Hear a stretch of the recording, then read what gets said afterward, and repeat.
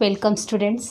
आज हम पढ़ेंगे माइक्रोब्स इन ह्यूमन वेलफेयर के अंतर्गत सीवेज ट्रीटमेंट प्लांट, यानी कि माइक्रोब्स या सूक्ष्म जीवों का उपयोग किस तरह से सीवेज के निस्तारी के लिए या सीवेज के ट्रीटमेंट के लिए किया जाता है, उपयोग किया जाता है, उसको आज हम पढ़ेंगे। तो सीवेज क्या है? सीवेज क्या है? घरों से जो कचरे और मलमूत्र और कूड़े करकट आदि जो और गंदे पानी जो है, जैसे बाथरूम से है या फिर किचन से है, जितने भी घर के वेस्टेज पानी जो है, व्यर्थ जल जो हैं, वो बाहर निकाले जाते हैं और गटर में डाले जाते हैं, उनको क्या कहा जाता है? सीवेज कहा जाता है।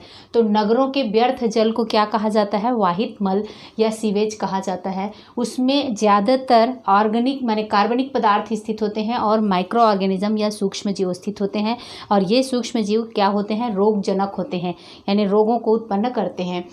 तो इनको सीधे ही नदियों या तालाबों में नहीं डाला जा सकता है, क्योंकि इसमें रोगजनक पैथोजेंस भी उपस्थित होते हैं, बैक्टीरिया, फंजाई आदि उपस्थित होते हैं और अन्य हानिकारक पदार्थ उसमें उपस्थित होते हैं। तो बिना ट्रीटमेंट के उनको नदियों में, तालाबों में या बड़े वाटर बॉडीज़ में नहीं छोड़ा जा सकता है।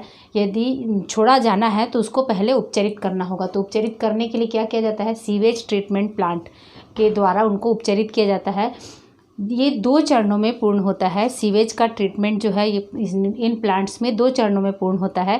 पहला होता है प्राइमरी या प्राथमिक सीवेज ट्रीटमेंट या प्राइमरी ट्रीटमेंट, और दूसरा होता है सेकेंडरी। तो प्राइमरी ट्रीटमेंट जो होता है वो फिजिकल होता है, या भौतिक रूप से उसको छानने की प्रक्रिया की जाती है, सेडिमेंटेशन की प्रक्रिया की जाती है। इसमें सूक्ष्म जीवों का उपयोग प्राइमरी ट्रीटमेंट में या प्राथमिक उपचार में नहीं किया जाता है। और सेकेंडरी ट्रीटमेंट जो होता है वो बायोलॉजिकल होता है। यहाँ पर सूक्ष्म जीवों का उपयोग किया जाता है और सूक्ष्म जीवों के माध्यम से ही माने व्यर्थ जल को, दूषित जल को शुद्ध किया जाता है या ट्रीट किया जाता है। तो प्राइमरी ट्रीटमेंट के अंतर्गत में 2 प्रक्रियाएं होती हैं। एक तो सिक्वेंशियल फिल्ट्रेशन है ना, माने क्रमिक रूप से जो निस्यंदन किया जाता है वो सिक्वेंशियल फिल्ट्रेशन कहा जाता है, और दूसरा होता है सेडिमेंटेशन या अवसादन। तो एक एक करके इस रेखा चित्र के माध्यम से या रे डायग्राम के माध्यम से हम समझते हैं कि किस तरह से नगरों के जो वाहित जल या व्यर्थ जल होते हैं या वाहित मल होता है उसको किस तरह से ट्रीट किया जाता है। तो सबसे पहले देखिए, नगरों के जो व्यर्थ जल जैसे पंप, किचन से, पानी से, जितने भी सीवेज होते हैं वो सीवेज या व्यर्थ जल जो है वो सबसे पहले किस में ट्रीट किया जाता है? प्राइमरी ट्रीटमेंट किया जाता है। प्राइमरी ट्रीटमेंट के अंतर्गत 2 टैंक में इनको ट्रीट किया जाता है। सबसे पहला टैंक होता है सिक्वेंशियल फिल्टर, है ना, सिक्वेंशियल फिल्टर कहा जाता है। इस टैंक में पहले वाहित मल को या वाहित जल को डाला जाता है और इसमें छन्नियाँ होती हैं। बड़े बड़े छिद्र पहले होते हैं, छोटे छोटे छिद्र बाद में होते हैं। माने सबसे पहले बड़े छिद्र वाले होते हैं, फिर छोटे छिद्र वाले होते हैं, मध्यम आकार के, उसके बाद छोटे छिद्र वाले। इस तरह से छन्नियाँ इसमें लगी होती हैं इस टैंक में।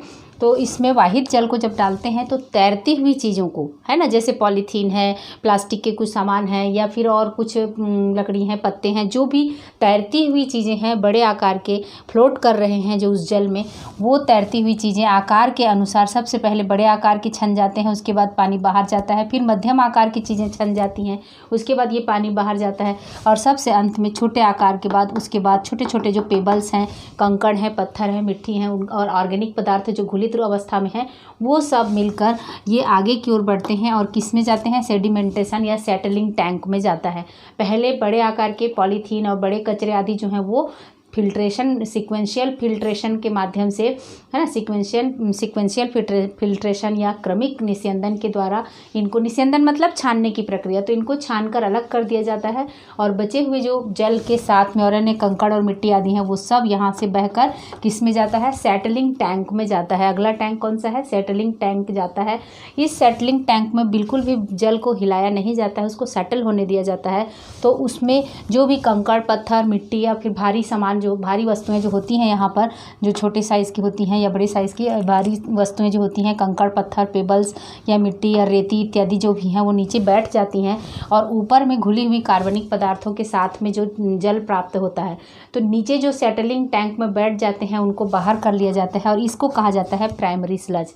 प्राइमरी स्लज यानी कि स्लज होता है जो सेडिमेंटेशन के द्वारा नीचे बैठ जाता है। उसमें रेती, मिट्टी और कंकड़ पत्थर इत्यादि जो होते हैं, छोटे छोटे पत्थर के टुकड़े आदि सब बैठ जाते हैं और वो कहलाता है प्राइमरी स्लज।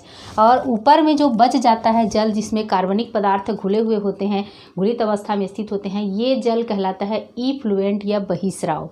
इफ्लुएंट जो होता है वो अब आगे की ओर इसको कहाँ डाल दिया जाता है, सेकेंडरी ट्रीटमेंट के लिए डाल दिया जाता है और प्राइमरी स्लज को बाहर निकाल दिया जाता है। अब ये जल जो है वो सेकेंडरी ट्रीटमेंट के लिए जाता है, तो वहाँ पर भी 2-3 स्टेज में इसको पूर्ण किया जाता है। तो सबसे पहले इनको डाला जाता है एयरेशन टैंक में।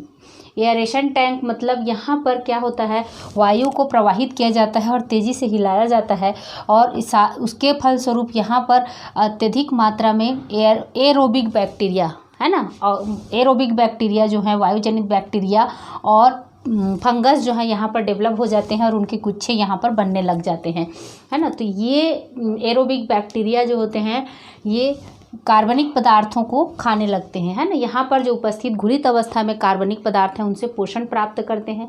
इधर से हम ऑक्सीजन सप्लाई करते जाते हैं और बहुत अधिक मात्रा में ये बैक्टीरिया और फंजाई के फ्लॉक्स बनने लगते हैं। इनका जो गुच्छा बनता है उसको फ्लॉक कहते हैं। जो फंगस और बैक्टीरिया के साथ में मिलकर एक गुच्छा बनता है वो गुच्छा कहलाता है फ्लॉक। ये सहजीविता का एक बेस्ट एग्जाम्पल है जो यहाँ पर एयरेशन टैंक में बनता है। तो वायु लगातार यहाँ पर प्रवाहित की जाती है और ये बैक्टीरिया पनपते जाते हैं और इसमें उपस्थित जो ऑर्गेनिक मैटर है उसको वो खाते जाते हैं, है ना, उसको पचाते जाते हैं और डाइजेस्ट करते जाते हैं और उसके फलस्वरूप ये जल जो है वो शुद्ध होता रहता है। तो ये इसकी ऑक्सीजन डिमांड माने बायोलॉजिकल ऑक्सीजन डिमांड कहा जाता है। एक शब्द आता है यहाँ पर बायोलॉजिकल ऑक्सीजन डिमांड।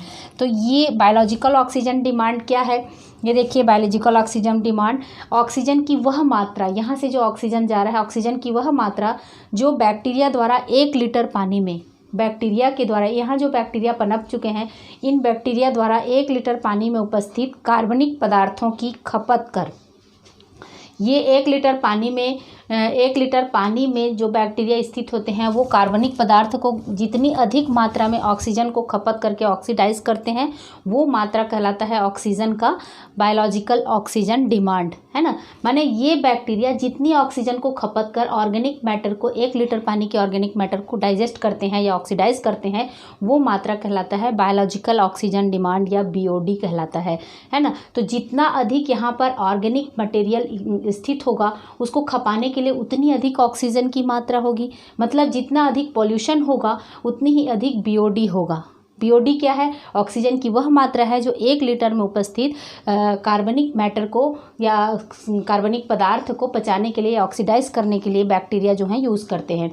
तो जितना अधिक पॉल्यूशन होगा, जितना अधिक पानी यहाँ पर गंदा होगा उतनी ही अधिक उसकी BOD होगी। तो इसके आधार पर माने बायोलॉजिकल ऑक्सीजन डिमांड के आधार पर उसकी गंदगी को भी नापा जाता है, कितना गंदा है पानी उसको BOD के द्वारा नापा जा सकता है ना। तो BOD क्या है ये क्वेश्चन बनता है, फुल फॉर्म भी पूछा जा सकता है और उसकी परिभाषा भी पूछी जा सकती है, कहाँ पर उपयोग होता है ये भी पूछा जा सकता है ना। तो एयरेशन टैंक पहला क्या है, सेकेंडरी ट्रीटमेंट में एयरेशन टैंक है जहाँ पर ऑक्सीजन प्रवाहित की जाती है, बैक्टीरिया और फंजाई के फ्लॉक्स बनते हैं और ऑर्गेनिक मैटर को डाइजेस्ट किया जाता है।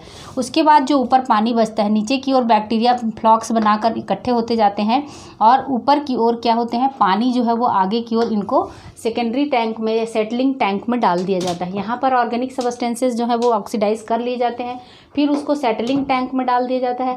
सेटलिंग टैंक में क्या होता है, यहाँ पर फिर उसको हिलाया नहीं जाता है, उसको शांत रहने दिया जाता है। तो उससे क्या होता है, पानी तो ऊपर रह जाता है और नीचे की ओर जो फ्लॉक्स होते हैं वो जमा हो जाते हैं। तो फ्लॉक्स जमा हो जाते हैं, इन बैक्टीरिया और फंजाई जो होते हैं वो हानिकारक होते हैं, इनको तो वाटर बॉडी में नहीं डाला जा सकता, तो उनको फिर नीचे एक टैंक में डाला जाता है और ये टैंक, ये जो फ्लॉक जमा हो जाता है ये कहलाता है secondary activated sludge, secondary sludge या एक्टिवेटेड स्लज, है ना। यहाँ पर सिर्फ क्या है, बैक्टीरिया और फंजाई के फ्लॉक्स स्थित हैं और ऊपर में जो पानी है वो साफ पानी है। तो ये पानी को वाटर बॉडी में डाला जा सकता है ना, नदियों तालाबों में डाला जा सकता है, लेकिन घरेलू यूज़ के लिए उपयोग नहीं किया जा सकता। यदि घरेलू उपयोग में इसको यूज़ किया जाए तो उसको फिर से टर्शियरी ट्रीटमेंट या तृतीयक उपचार के लिए भेजा जाता है और उसको फिजिको केमिकल जो है वो उसका उपचार किया जाता है, केमिकल्स के माध्यम से उसका उपचार किया जाता है और वो पानी को और शुद्ध किया जाता है। उसमें जो नाइट्रोजन और फास्फोरस आदि उपस्थित होते हैं उनको पहले हटाया जाता है, फिर पानी को घरेलू उपयोग के लिए लिया जाता है। तो सेकेंडरी वाटर बॉडी के यहाँ से जो फ्लॉक्स होते हैं, सेटलिंग टैंक में जो फ्लॉक्स जमा हो गए हैं नीचे की ओर, वो फ्लॉक्स को फिर नीचे की ओर कहाँ डाला जाता है, एक्टिवेटेड स्लज को कहाँ डाला जाता है, यहाँ पर देखिए एनारोबिक बैक्टीरिया वाला जो डाइजेस्टर टैंक होता है उसमें डाला जाता है। यहाँ पर कुछ एनारोबिक बैक्टीरिया डाले जाते हैं, यहाँ पर बिना ऑक्सीजन की, है ना, ऑक्सीजन की अनुपस्थिति में ये एनारोबिक बैक्टीरिया जो होते हैं या अनऑक्सीकृत बैक्टीरिया जो होते हैं, ये अनऑक्सी बैक्टीरिया जो होते हैं, ये बैक्टीरिया के फ्लॉक्स और फंजाई के फ्लॉक्स होते हैं, उनको ये मारने लगते हैं, है ना, इनको डाइजेस्ट करने लगते हैं और उसके फलस्वरूप मीथेन, कार्बन डाइऑक्साइड और हाइड्रोजन गैस बनता है जिसको बायोगैस कहते हैं, है ना। ये H2 और CO2 ये गैस बनता है जो ऊपर की ओर निकल जाता है और नीचे की ओर इस एक्टिवेटेड स्लज का अधिकांश मात्रा को एक डाइजेस्टर में डाला जाता है, एनारोबिक डाइजेस्टर में। इसकी थोड़ी सी मात्रा को, यहाँ पर देखिए थोड़ी सी, ये फ्लॉक्स की या बैक्टीरिया की थोड़ी सी मात्रा को फिर से इनाकुलम के रूप में या निवेश के रूप में ये कहाँ डाला जाता है, एयरेशन टैंक में डाला जाता है, ताकि यहाँ से जो लगातार पानी आ रहा है ऑर्गेनिक मैटर के साथ में, ये तो एक बार का जो बाहर बह गया, लेकिन जो दूसरा पानी आया उसके लिए फिर से बैक्टीरिया यहाँ से डाला जाता है, थोड़ी सी मात्रा,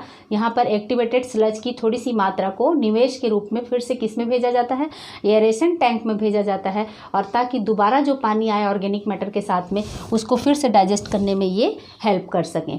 तो इस तरह से लगातार ये चक्र चलता रहता है। इधर से गंदा पानी आया, पहले फिजिकली इसको छान लिया गया, फिर सेडिमेंटेशन किया गया, सेडिमेंटेशन के फलस्वरूप सेटलिंग हो गया, इसमें सैंड और पेबल्स, कंकड़, पत्थर, मिट्टी आदि, जो फिल्ट्रेशन इफ्लुएंट बचता है या बहिस्राव जो पानी होता है उसको फिर से एयरेशन टैंक में डाला जाता है। इस एयरेशन टैंक में ऑक्सीजन सप्लाई किया जाता है और इसमें बैक्टीरिया और फंजाई जो होते हैं इसके ऑर्गेनिक मटेरियल को डाइजेस्ट करने लगते हैं और उसके फलस्वरूप फिर क्या होता है, पानी ऊपर साफ़ होता है जो आगे चला जाता है और आगे इसको सेकेंडरी सेटलिंग टैंक में डाला जाता है। फ्लॉक्स जो होते हैं नीचे जमा हो जाते हैं और साफ पानी जो होता है वाटर बॉडी में डाल दिया जाता है।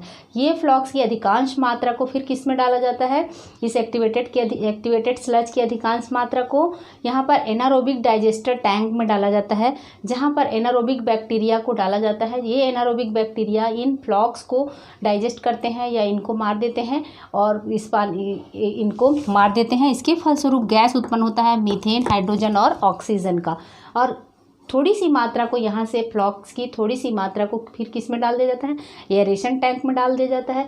दोबारा जब ऑर्गेनिक मैटर के साथ में पानी इधर से छन कर आता है उसको फिर से ये रिसाइकल करने का काम करता है। तो इस तरह से एक्टिवेटेड सीवेज का पानी जो है वो सीवेज ट्रीटमेंट प्लांट में साफ़ किया जाता है और फिर नदियों और तालाबों में छोड़ दिया जाता है।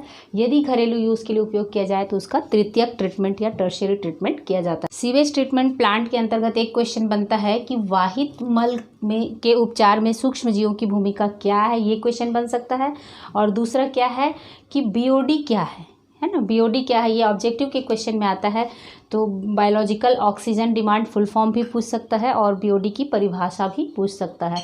और साथ ही साथ सीवेज ट्रीटमेंट में यानी कि व्यर्थ जल के या वाहित मल के उपचार में सूक्ष्म जीवों की क्या भूमिका है, ये क्वेश्चन बनता है। हम नेक्स्ट पढ़ेंगे बायोगैस के उत्पादन में सूक्ष्म जीवों की क्या भूमिका है।